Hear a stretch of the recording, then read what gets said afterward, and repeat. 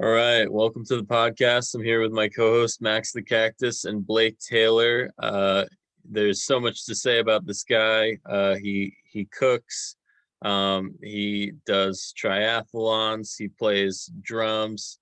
We were in the band Captain Ishmael and the Sound Avengers, which might make a startling comeback in the year 2021. But we're gonna focus on his triathlon training. Blake, this is an incredible thing that you do. I once in college told people that I was thinking about doing a triathlon, and they were like, "No way, you might do a triathlon," and you've been doing it for years, basically. Yeah, thanks for jumping in and talking about it for this. Sweet. Yeah, man. I'm really happy to see you because it's been a long time. But so Yeah, my Connecticut homies. yeah, exactly. We're Connecticut homies. Thanks for the reminder. And you're in Big Bear, California right now. And I'm really liking this corner. Where are you? Are you in a den? Are you in your room? What's going on? I'm in a cabin, so I'm living in the house right now. Nice. Oh yeah, I got a nice view of the woods over there too. But if I move the camera too much, it gets all funky. Yeah, man. Yeah, and normally Too funk is funky. good, but too funky. It's actually Too too much funky. fun. Yeah. All right. So Blake, where do you want to start? Because I'm not gonna pretend like I know about triathlons. So, if you want to sort of show me around with that, that'd be awesome. Yeah, I remember when I was in college. That's when I kind of wanted to get into triathlons, but there wasn't really a group or a club. And part of the reason why I've been doing it for some time and take it so seriously is because I kind of want to make a statement in the sport, show people come from any background. You can come from literally come from the streets of Los Angeles, or you could have like you can come from poverty, you can come from a single parent household, you could really come from anywhere, and it doesn't matter what race or ethnicity you are, that you can go out there and compete in the sport and have fun with it. And that's the biggest that's what motivates me to do it, is that I'm trying to inclusion in the sport. It's a very kind of it's been I read an article, and it said that the majority of triathletes, especially Ironman triathletes, typically have a salary of like double, triple figures. And I just really want to prove that you don't have to have that in order to compete and do well in the sport. And also, it brings people together too. Right on, man. That's really cool. So, yeah, that is a real surprise. So how are you? What would you say are the difficulties that you faced in terms of training for a triathlete without, I mean, a large salary? I did my first triathlon. I had a Kmart Mongoose bike, and I think it cost around like $50. Uh, And pretty much I would bike there was Lake Warmog, which was pretty close by in Connecticut. So I would bike from my right. house to Lake Warmog, jump on in, go for like a half mile, maybe a full mile swim, and then maybe even run around the lake, and then bike on home.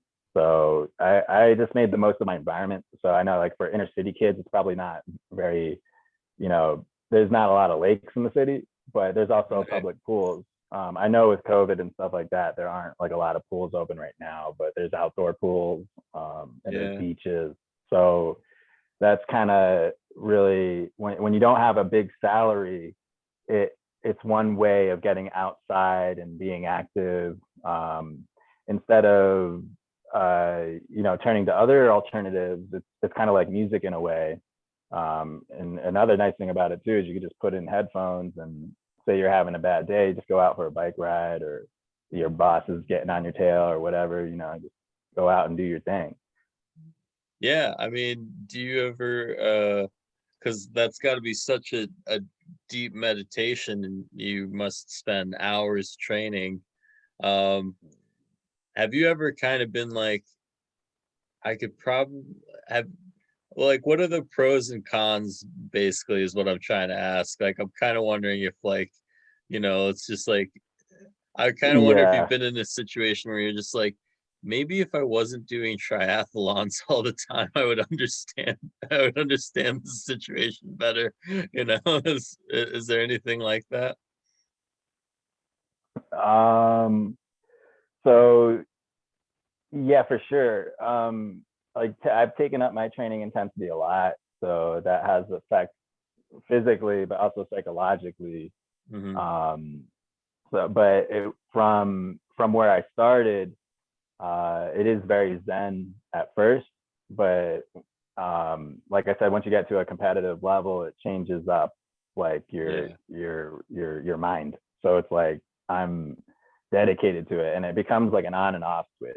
So it's like I can turn on my switch and then like get into race mode and really start cranking it.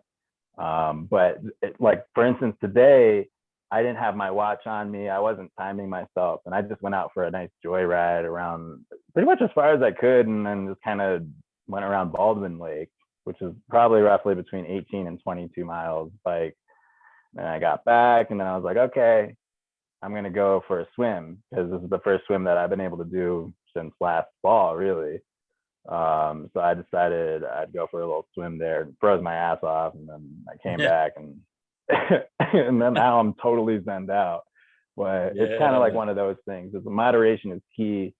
Another thing too is you don't always have to go out and bike, swim, and run. You can go out and just go for a swim. Or one thing I liked in New Milford was I would go to the local gym there, and I would get my laps in the pool. So that was a really nice way to just kind of like you just float there and close your eyes and everything just disappears. Right on, man. So you froze in the lake today, you said. How long were you in there, do you think? Uh, no more than 15 to 20 minutes. I went out to the buoy, which is about like maybe, I want to say like 150 yards, but typically it's supposed to be 200 yards. So probably around 400 yards total, but it was cold. Yeah, it was cold. 15, 20 I had a minutes. wetsuit on. Oh, okay. That makes me feel better, actually.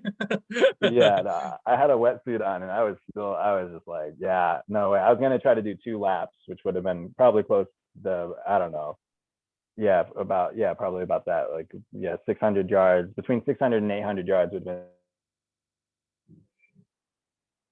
been to be real about it. All right. We have a little bit of lag here, but this is totally rad, and this is awesome, Blake. Yeah, so you went to Lake Baldwin, you said, in Big Bear, and we mentioned Lake Warramog in Connecticut, which is near where we live, right, in Connecticut, when you lived in Connecticut. I just want to mention I went for a drive around Lake Warramog today, and it was majestic. The sun was golden. Everything was a-okay.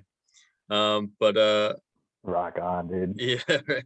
So let's talk about these incredible photos of your breakfasts, because meal prep obviously goes into all this a lot. And Oh, for sure. fortunately you're a chef, so you can kind of soup up your own meals. How do you do I all try to that? be. Um, yeah, it's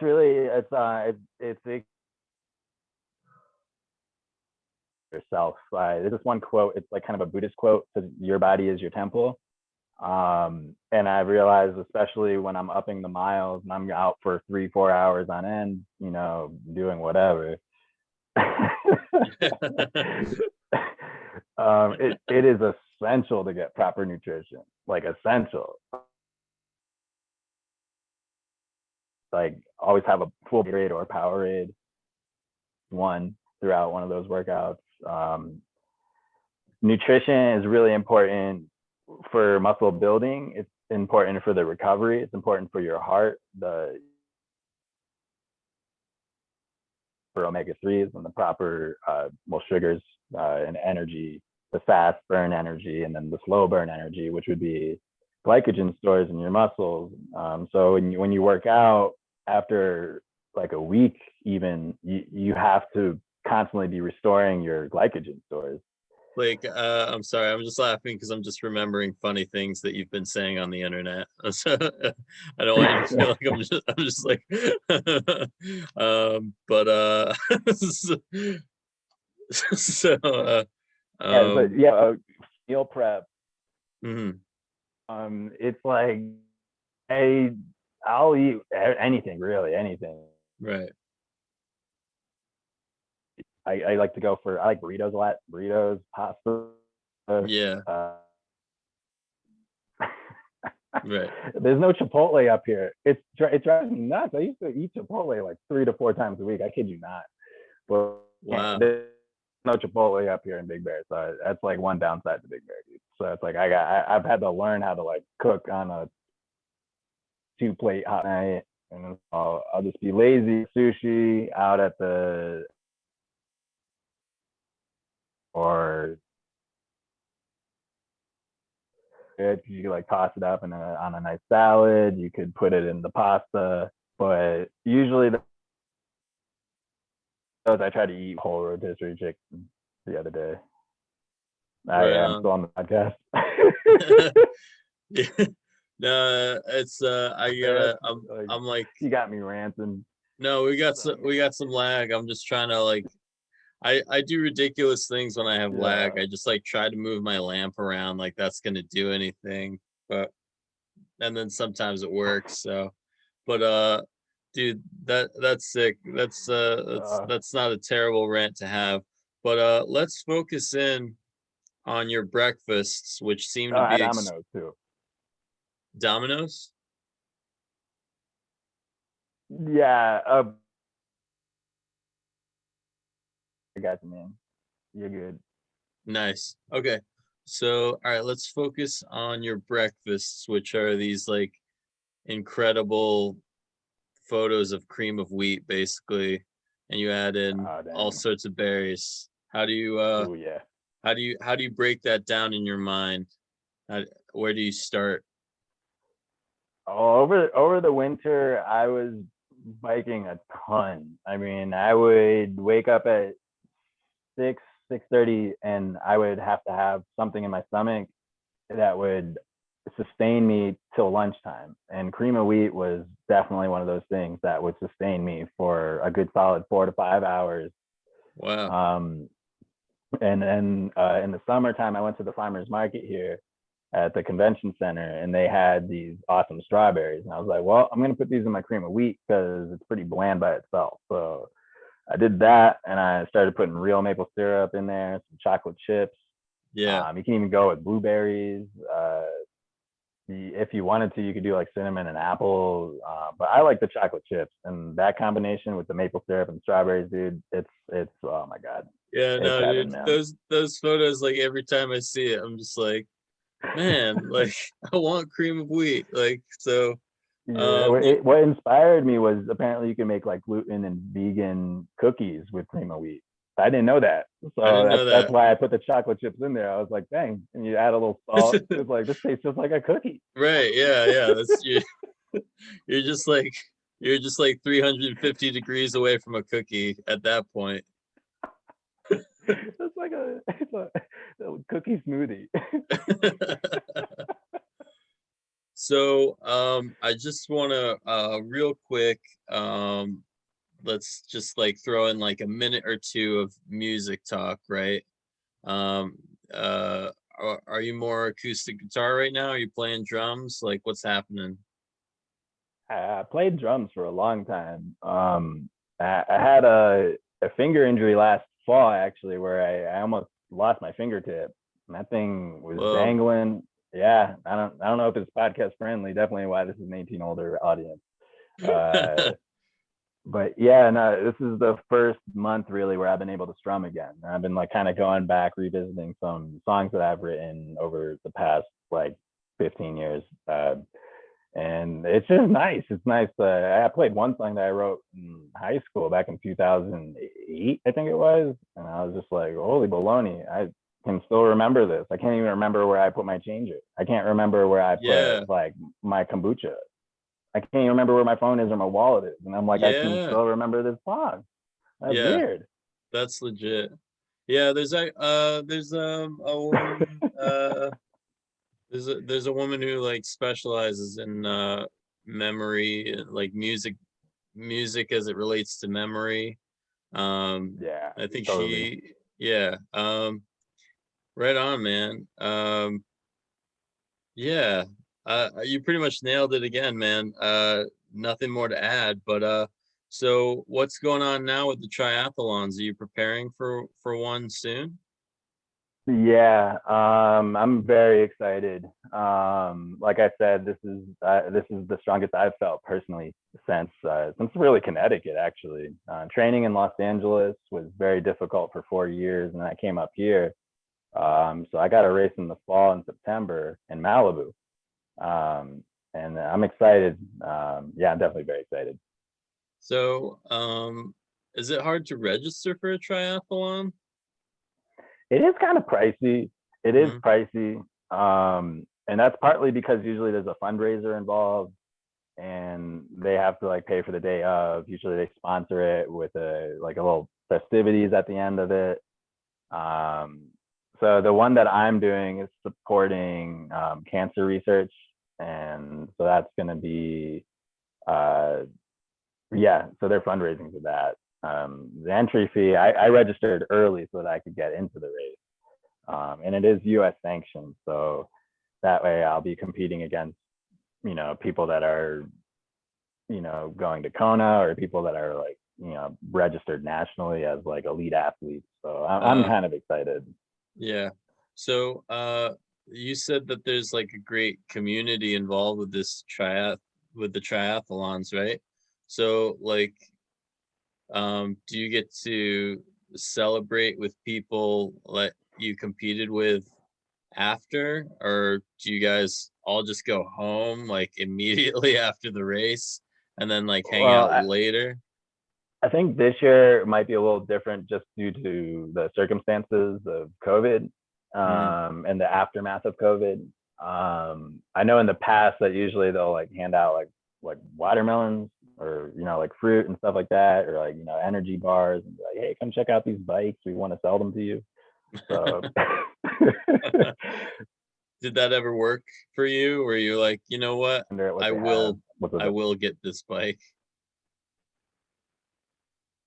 Uh, I was thinking of renting one for the day of race, but I'm gonna try to get a bike. I've actually never used a race bike for any of these events.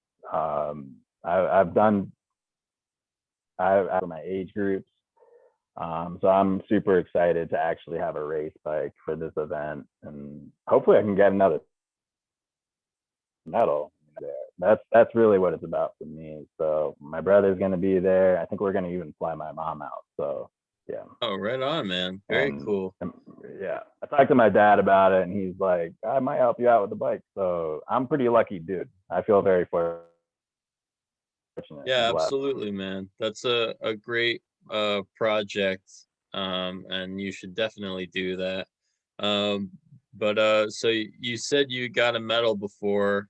When was that? What was it? What was that about?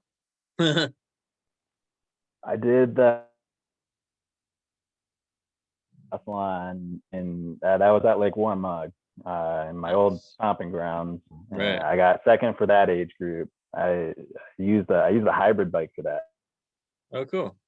race bikes, and I had a hybrid bike which could go on trails. And kind of before the cyclocross came out, before they were really hard into gravel riding, like that was kind of the bike that got into that, the transitioning from the aluminum to the carbon body frame bikes. And then I did the Norwalk Sprint.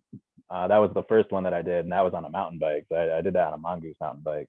And I just like I was with my dad at the time, and I was like, hey, let's just wait and see if I got anything. I wasn't expecting to get anything at all. And then they called my name out for second place, and I was like, oh, that's weird. It feels good. And then Yeah. I did this event in Long Beach when I first moved out here back in 2017, I believe it was, the fall of 2017. And same dealio. My brother was there, him and his girlfriend, still with her currently. So yeah, they're Feels tight, they're close. They're actually engaged now, which is crazy. I nice. don't know. All my friends are getting married and engaged.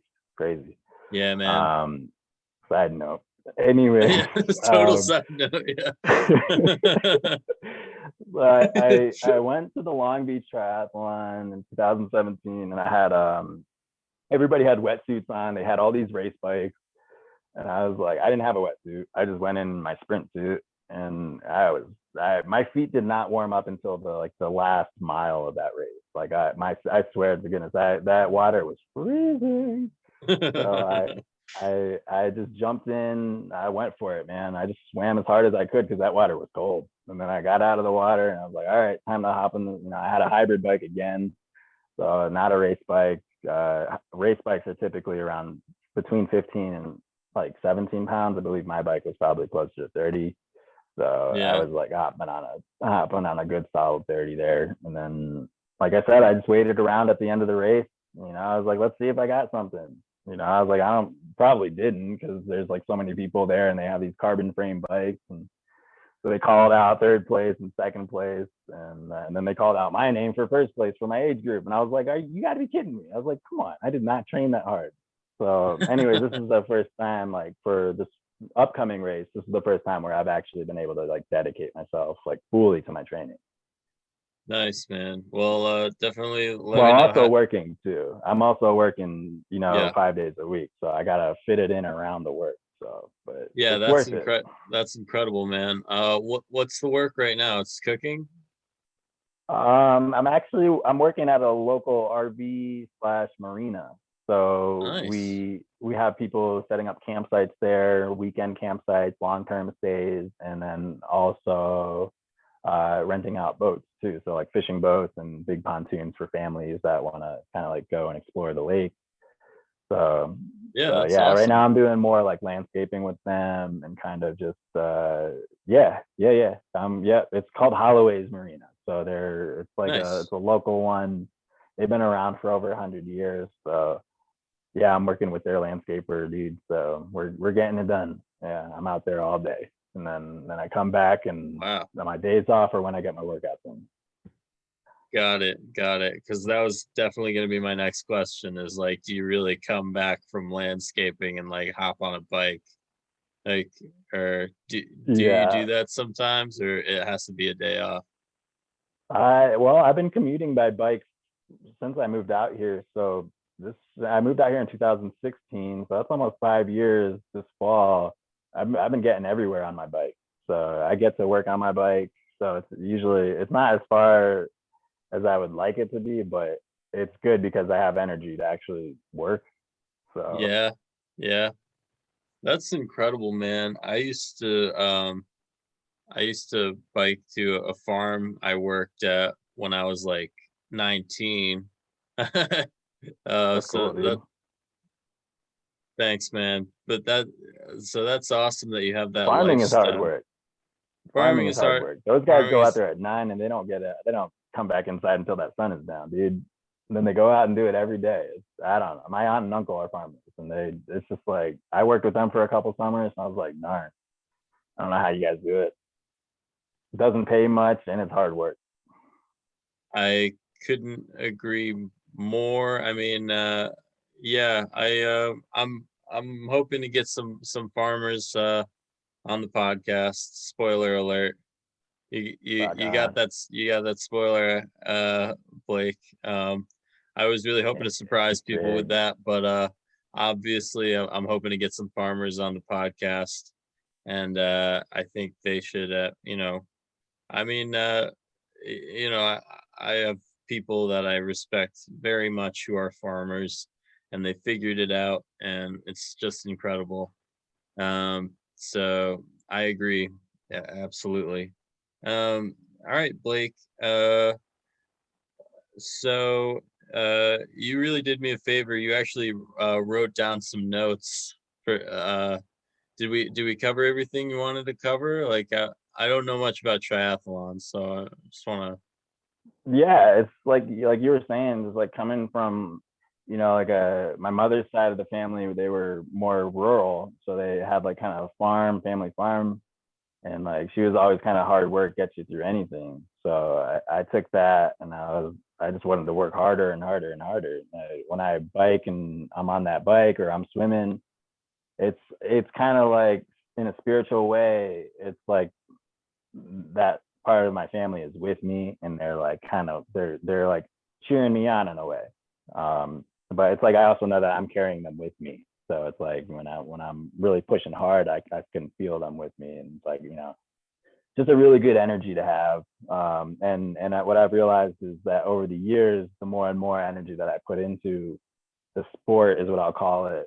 But really, it's just like kind of finding, like I said, like your body is your temple, and it's like the more love that you can do that for yourself, the more love you can radiate out into the world. And especially during this COVID crisis that's going on, it's really important that people are taking care of themselves, and more importantly that people are really just kind of like really learning to love ourselves. We live in a society where they kind of condemn that kind of idea that you're allowed to go out and go bike on your own and go spend hours training and stuff like that. They're like, oh, he just wants to look good, he just wants to do bodybuilding, and but after a while, like when you think about like where you're from, like that's kind of, it's like that sense of home, like whether your home is on the road or whether your home is your brother or your family that's miles away. Like no matter where you go, that's always going to be with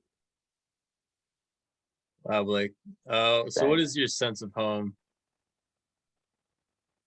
My sense of home is my family, really, my adoptive family. My older brother, he motivated me a lot. He was in the junior Olympics in back in 2002 and 2001 for crew, and then he even rode in the Henley Royal Regatta over in London, or in England actually, on the Thames River, which is like Yeah. it's like international. All the best throwers go there. He went with when he was in Syracuse. So my sense of home is kind of like abstract. A lot of people from the outside world would say it's a sense of competition that I just can't get rid of, because I am quite competitive. I'm very competitive. I even like told one of my bosses, I was like, I'm not competitive, but then I realized that I am. I'm very competitive. Well, So my you're sense. competitive in the best possible way, in the sense that you actually funnel your competitiveness into a competitive sport instead of, say, at a Walmart or in your apartment. You actually do something with your competitive nature that is valuable. Yeah, and I think that's what I've learned over the years of kind of doing the sport is that it's not about competition, it's about what you can learn. And for me, it's about what I can learn from my losses, from who I used to be, or things that I might have done in the past. So my sense of home really is just like it's like I'm always in the present moment, and that to me is home. And also, like I said, my older brother and my mom and my dad, who live on the East Coast in Connecticut still. So my sense of home is more abstract. When I'm training, that's when I feel most at home, really, honestly. Nice, man. So speaking of abstract, you talked about your current self and looking back at who you used to be. I think that's like a really attractive idea for a lot of people. Um, is there anything in particular where you were like, oh, I was this, now I am this, and that's like better, question mark? Yeah, yeah, yeah. When I was in college, I remember like I wasn't doing so well in my grades. My mom was struggling to pay off the house, and I was having a really hard time. And I did not respect my body. I was doing cross country. I was NCAA Division III, but in the spring times I wasn't doing a sport because it wasn't mandatory. The high school that I went to, it was mandatory to have a sport in the spring, the winter, and the fall. But in college, it wasn't mandatory. So I would go from training at a very high intensity to not training at all. And I would, I just lost sight of of why I was doing it in the first place. The sport originally, I had started as a runner, and that had gotten me a scholarship to go to school. And I just felt very down about myself those first 2 years of college because I couldn't be at home helping my mom out. And I also felt like kind of a jerk because there was really not much that I could do when I was in school. It wasn't like I could go out and work full time and be like, hey, mom, here's some money for you, or here's dinner. It was very difficult for me emotionally. And I wasn't really the nicest guy back then. I remember whether it be with girlfriends or with actual friends, like I was kind of stuck up and kind of into myself and like not really like didn't really want to be like, I guess it was hard for me to be like a nice guy because I just couldn't be. And then my junior and senior years, I kind of started to get more into athleticism outside of the season. So I would go running on my own. And like I said, the more I started to focus on my healing and on my inner work is what they call it in terms of the yoga studios and stuff like that. I actually heard about it. It's like shadow work. Yeah, shadow work, inner work. It's like where you kind of like really explore like kind of things that are holding you back.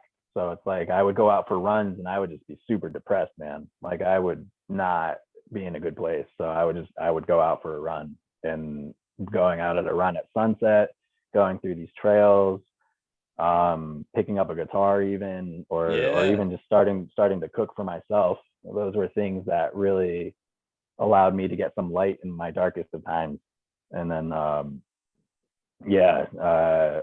the years, that's something I've always turned to, something that could always get me out of a dark spell. Like, whenever I'd want to just sit around and not do anything, or just sit around and think about, man, I wish I had done that differently, or dude, like I shouldn't have said that to her, and instead of dwelling in those moments, like you really got to embrace them and be like, you know what, and this is a mantra that I've been going by over the past few months really is, am I going to be the guy that gets stuff done today, or am I going to be the guy that, doesn't get stuff done today? I mean, it's really that simple, but it's like, am I going to be the guy that gets stuff done today, or am I going to think about my past? And it's like, I'd rather not think about my past, and I'd rather just be the guy that gets stuff done. Okay, cool. All right, that was a really awesome answer. I don't necessarily like, I have some issues with sort of like American work culture. I don't necessarily think that grinding is the solution to every problem, but I think if that is what's working for you, then you should keep doing it. Absolutely. And of course, getting stuff done is better than looking at your past. I could probably take a lesson from you there. So I do have one question. Like, I'm kind of like, like I'm not really expecting, like, you don't have to have a great answer for this, but really, like, how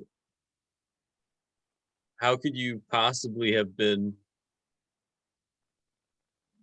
more stuck up back then than people are right now? Like, I mean, like, like we're so isolated, it's easier than ever to be stuck up. Yeah. I think when I moved out to LA, I learned a lot. There were times because my brother was hustling hard in the music industry and wasn't always, racking in, like triple figure deals with artists and stuff like that. So during those times when he was struggling and I was struggling, I would, I'd be riding miles on end on the Pacific Coast Highway, for instance, and there'd be times where I'd have to camp out in the woods, or there would be times where I'd be camping out like on asphalt, really, or concrete, and just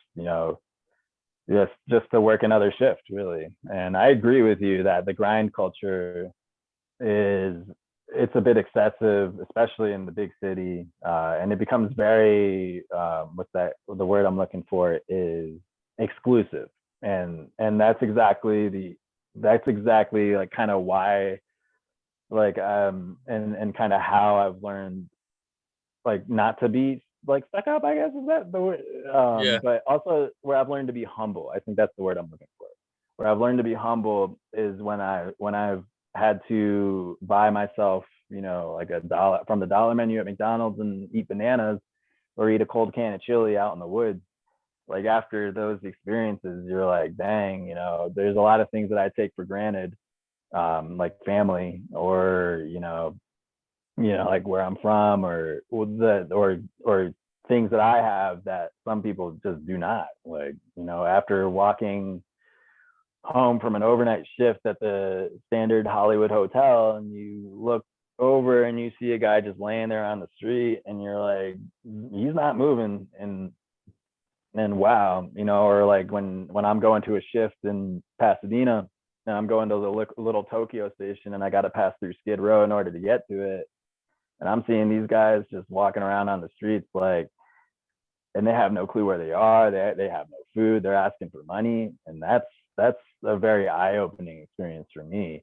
And it really taught me to just be humble about about how I talk, about how I speak, and more importantly, to be grateful and appreciative of the things that I do have. All right. That was awesome, Blake.